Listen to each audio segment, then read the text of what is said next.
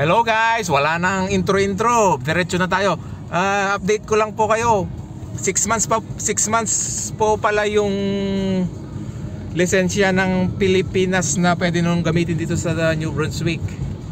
Correction po, at na tanong ko rin po doon sa officer doon sa Service New Brunswick. Kanan mama, kanan. Signal ka na.